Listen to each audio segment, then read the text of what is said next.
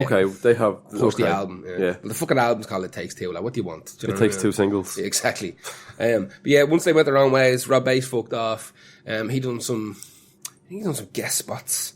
He done some guest spots with, like, I think Corrupt and maybe, he was on a Nas track or two as well. And a few bits and pieces. But again, a lot of these guys just kind of fade into obscurity or buy some outboard and mixing desk and start recording local guys to try and, get up some producer credentials to kind of push themselves in that regard. So they don't have to go on tour. Yeah, exactly.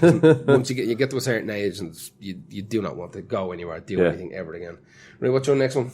It is Big Daddy Kane, 8.5 Stepping. I'm not even going to pretend I know loads about Big Daddy Kane before I did this, but I remember watching that documentary. I'd heard a couple of songs years ago, around the 90s, wasn't it? This is 88, by the way, believe it or not. Then that documentary came out, The Evolution of Hip Hop. It was like he had such a huge segment on it, and I just really didn't realise how. Yeah, it was incredibly important. I knew he was important, but I didn't know he was actually really good. Yeah, super. Actually, when I listened to it, I was like, shit. Ain't No Half Stepping has to be one of the greatest, straight up, no bells and whistles hip hop song ever. It's just, it just goes constantly. I don't think the music even changes. It's the same beat. I think it's long as well. It's like 5-6 minutes long, isn't it? It just goes and goes and goes, but he's fucking immaculate, impeccable, just ridiculous. Yeah, I think there's loads of way you can influence people, and it's kind of sometimes looked down upon. He didn't really look like he was trying very hard. No. So that's how you get swagger. You don't look like you're trying very hard. Just a big lad with a furry hat. Yeah. Pretty much. But people were just like, fuck man, he's unreal, like. And he was unreal, like. I think he's one of the guys that floated around for a million years before he was discovered. That's right, because he looks like on his first album, he looks a bit older. Yeah. He was doing the rounds. Maybe that's why he's so cool. He just gave up. He was like, well, I think he would have been like one of the. Where is he even from? I can't remember. Whatever city he's from.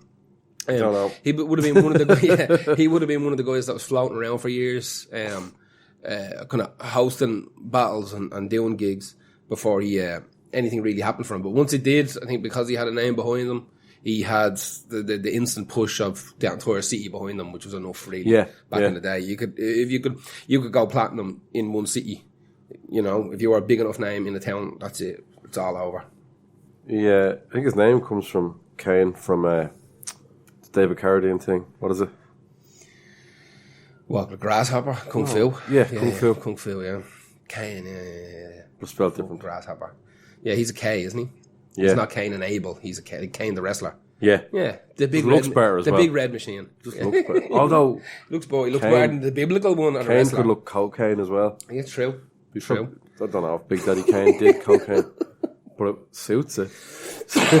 He is one of the most influential rappers of all time. Big time. And like I said, I remember when I was young, growing up, and I did listen to a bit of hip-hop, his name put me off. I was like, nah, so stupid. Big Daddy. Yeah. Big Daddy. That's two wrestling... Yeah. There's two wrestlers in his name. Does, yeah. He's got Big Daddy and he's got Kane. Jesus Christ. Oh, God. Giant Haystack's Undertaker is his mortal enemy. But he had to he had to get into the ring by doing a full flip because when we put one leg in, it ain't no half step in. Oh, sorry. I feel too bad for that. Oh. No, I can't. I feel like shit. Who said that? Is that me? Did I say that? That came out your mouth. Oh, fuck off, really? That actually happened in your head. Sorry, and came out. I thought it was someone else and I was ready to lay into them. Just give him back your hand. Give him a choke slam. Right, Big Daddy Kane. Who's your next one? My next one is Slick Rick. The song is Children's Story. I like this song. It's killer. It's killer. Apparently it's one of the most sampled hip-hop songs to make more hip-hop songs ever. So he's actually English. Slick Rick was born in London. And his family moved to the Bronx, I think it was the Bronx, when he was very young. And this leads, what's real funny about it, this leads to this ongoing battle for the rest of his entire life. So this is another 1988 song, right? This is all, oh my God. Yeah. Eric B. and Rakim was 1980, sorry, not Eric B. and Rakim, Rob Bass and Easy Rock, that's 1988 as well. The sheer amount of ones I wanted to do that were 1990. Oh yeah, me too. Like that was when it really broke. Yeah, big time. But 88 is a massive year. So yeah, Slick Rick, when he's a kid, gets uprooted out of London and he's brought to the States, to New York, by his family. And this leads to this ongoing thing for years and years and years where he is visaless, right? So even though he's touring America and touring the world, every time he wants to go back to America, he has to sneak in, right? So he's like hiring boats and shit to like literally like coyote Even though he himself. probably had number one albums in America at the time. Yep. So he's like coyoteing himself into America all the time. Now, there's a cool, really fucking mad story that he got a bodyguard. He had a bodyguard. He was huge and thought he needed a bodyguard. So if I remember correctly, his bodyguard was like his cousin's cousin or his auntie's something. Somehow, some way kind of related to him in a long distance kind of way. And this bodyguard, he had him for ages. But the bodyguard started extorting him for money. Right? He wasn't happy with his wages. Right. He wanted more and more and more and more. And it got to the point where this bodyguard started like sending him death threats. Right? And like that's definitely that's the opposite of what a bodyguard. Exactly. This fella did not number one rule of the job. Bodyguarding skill. No. He's threatening the body rather than protecting it. Exactly. That's the opposite of his job. So apparently what happened was this guy is fucking now if I'm led to believe that this is true, that he's still working for Slick Rick. Like he's standing beside him, protecting him in the club while whispering in his ear like, you can give me money, I'm gonna kill you. Right? So this is going on for ages. And Rick wakes up one morning and goes out and finds two like shotgun blast holes in his front door. Right? Wakes up, what the fuck, runs downstairs? 2 shotgun blast holes in his front door. So he's thinking, it's this cunt. This fucking bodyguard of mine now is after ramping it up. So about 2 days later, Slick Rick walks outside his front door and he sees this bodyguard fella walking towards his house. So Rick runs in, grabs a fucking gun and just starts spraying, right? Just starts shooting at his bodyguard. So he hits your man in the foot and he shoots some other bird in the foot. He must have been aiming mad low, right? But he hits his bodyguard and hits some random woman just crossing the street. Gets locked away for attempted murder, right? I can't remember how long he was in jail for. It wasn't that long, I don't think. It was something stupid. 88 years. No, yeah. No, it was something, it was like 19 months or something. I can't remember. I can't actually remember. I should have looked it up. Maybe it was a couple of years. But he had recorded enough stuff for a second album. That was put out while he was in jail. And he released, after the first album's called The Great Adventures of Slick Rick. And that was incredibly well received. That charted for 11 weeks. And it done incredible business. This song, Children's Story, is only the second single off that album. I think there was 3, maybe 4 singles off the album. Right. But he released a bunch of albums while he was in and out of jail, and they're all shy. Jail albums, are they good? Are they ever good? I don't know. There's Bad Brains, maybe. He recorded vocals. HR Bad Brains recorded the vocals for. My brain. Do you have to sing it? He over the phone. I was going to say sing it into like the air conditioner. Someone is no, he sang it into the phone, and the lads on the other end of the phone had to take the phone and record it. It's mad sound, but it's kind of made to sound like that as well. Right. But anyway, go back to Slick Rick. So they're after releasing all these albums while he's in jail, and they're fucking garbage, behind bars. They're called all this type of shit, you know. But they're not good. I think they basically Dr. Octagon them. They just took a load of what they had recorded and spread it out over fucking 10, 11 tracks per album. Eventually, when he does get out, he releases another album called The Further Adventures, I think it's called, of Slick Rick, and that's super. That's considered to be the actual follow-up to The Great Adventures of, because he had time to fucking put the effort into it. But the music... Did he get a new bodyguard? Yeah, I don't know. But it was only... So that song came out in 2008. 2088. That song came out in 1988. No way. Right? That's mad. Okay. And it was only in 2015 that he was granted US citizenship. How fucking mad is that? Jesus. He was released out of jail, I think, because of further evidence. They found evidence saying that he did fear for his life, and he had registered complaints with the cops that this dude was trying to kill him, and whatever the fuck happened, he eventually got out. And this song is the main riff for Children's Story. Will be one of the main riffs for Montel Jordan's "This Is How We Do It." It's Friday night, and I feel all right. But yeah, that was literally copied by 1,000 people. There was samples from that taken all over the place. Yeah. But yeah, Slick Rick Children's Story is a killer. Yeah, it is a really good song. It's a killer song. Like I said, from London. He was originally born born and bred in London. And then I don't know what age he was. I couldn't find any information about what age. I mean, he could have been a toddler. I don't fucking know. He doesn't. Where England just didn't matter. Register wasn't even really awake. MF Doom was the same, isn't he? Yeah. He's English. He's from Birmingham, I think. Something like that. Yeah. There's a couple of lads that were shipped off to America. Yeah. When they were influenced by their family. But yeah, that's mine. What's your next one?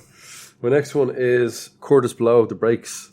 Yes. 1980. So that was a close one, but on the other end. Way in. I fucking love this song. I just think it's bizarrely too long. That's a big issue.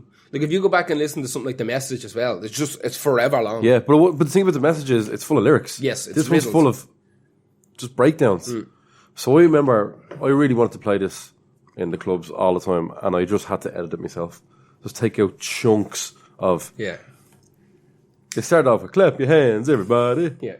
But then like he'll do that later again with a big breakdown, just the drums going for ages. I'm like, 7.5 minutes, man. Yeah, but I don't think anybody knew. I put the shorter version on this playlist because yeah.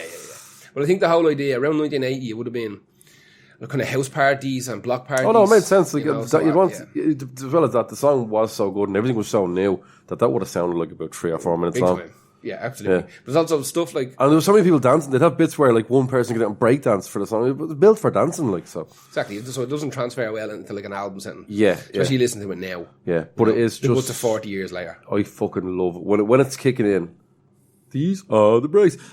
No samples. It's all real instruments. It was written and recorded for this. Really? That's 1980, you know what I mean? The samples weren't really... Yeah. Well, 80. There was also what it would have been... But the late 70s, early 80s, where they couldn't get sample clearance as well. So that's where Sugar Hill Gang Rappers Delight came from. They couldn't get sample clearance, so they just wrote music. He is, I think, the first commercially successful mainstream rapper. According to the world. Wiki to the Pedia. No, well, maybe them as well. It was 500,000 copies. That's quite a lot for a rap single in the 1980 is absolutely mental. There wouldn't have been even a separate chart written back then, I'd say. Well, there probably would have been like an R&B chart that stuff. A separate like race chart. Yeah, in America. Yeah. They got rid of that after a while. That didn't last. Well, it did last long, to be fair. Let me see. I find it hard to listen to. Like, that's why I'm glad. I'm not even mad about the edit I put on this. I think it's a 5.5 minute edit you could do. That's perfect. Enough. Perfect. 4.5 is probably slightly too short. And because you don't want, because the main crux of the song, if you repeat that too much, that's why it is good when it's broken up. Just not that many times that he does it. His flow is a bit fucking corny. Of course it is. But it's 1980. They all had the same flow, like, you know. Yeah. It was being difficult for people. They're all not necessarily copying each other, but it was like a block movement where, like you've seen millions of documentaries about it as well. Like every kind of borough in New York had its own crew, and they were all trying to outdo each other. And if there was one that was too different, they wouldn't have been taken. They wouldn't have been absolutely. Accepted, it's still weird. Yeah, it has to fit. So it has to fit to the formula. It was only, like we said earlier, it's only in the late 80s where that formula starts breaking a little bit. It's because they did it so much. They were like, right, we need to. That's how music will always work. If something's done too much, if it's pop, if it stops selling, it'll need to be upgraded. If it's rock, it's overused. People stop going to the gigs and it's like, that's too much. It's too much the same. We need to change up. And now, because music is only you can only do so much with music, you're just going to get repetitions all the time now. Yeah. So all the main styles of music are out now. We're not going to get any more new ones. It's fucking crazy to think about it like that. Yeah, we're probably not getting new ones. And hopefully there's a load of old ones that don't come back. Yeah. I pray to God we don't get like a glam rock. Well, the two big ones that for me have come back now have been, which is weird because they're wearing 90s clothes. It's synthwavy stuff and also shoegazy. 80s, 90s shoegazy stuff is back, mixed with post-punk. Yep. That's back in a big way as well. Hip-hop is changing. Hip-hop's not great right now. No. I'll be honest with you. About 10 years ago, we were nice little new. There was some great stuff. Jay-Z and Kanye West and all. Yeah. I know that's pretty fucking obvious, but even like Mad V and all that stuff is fucking just brilliant. But now it's really, everyone has to have little in front of their name. Little chub face. little chonkers. Little shoehorn. Yeah. Shoehorn. Just little horn. Massive tattoos. They have to die before they're 22. And the music is very drugged. Yeah, like, but what you're codeine. getting,